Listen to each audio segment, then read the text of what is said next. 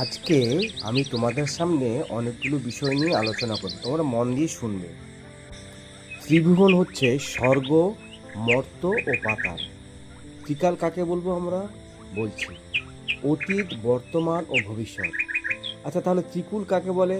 তোমরা হয়তো আজকে প্রথম শুনে থাকবে।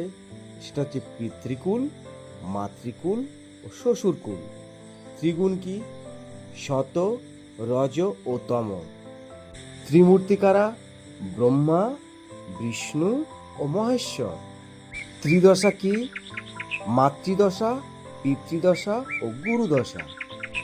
তোমরা তো চতুরাশ্রম সম্পর্কে জেনেই থাকবে, তবু আজকে বলে দিচ্ছি: ব্রহ্মচর্য, গার্হস্থ, বানপ্রস্থ ও সন্ন্যাস।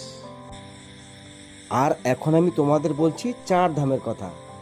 একটা হচ্ছে বদ্রীনাথ, তারপর পুরী, পরেরটা হচ্ছে দ্বারকা এবং চতুর্থ হচ্ছে রামেশ্বরম। আচ্ছা, তোমরা বলো তো পঞ্চপল্লব কি কি? বলতে পারবে? ও আচ্ছা, ঠিক আছে, আমিই বলে দিচ্ছি: অশ্বত্থ, বট, আম, পাকুড় ও যজ্ঞডুমুর। আমরা আকাশে বছর একটা নির্দিষ্ট সময়ে এদেরকে দেখতে পাই, অর্থাৎ তারা বা নক্ষত্র। আমরা আবার সপ্তর্ষিও বলি। সেটা আমি তোমাদের কাজ দিলাম, পরের দিন জিজ্ঞেস করবো।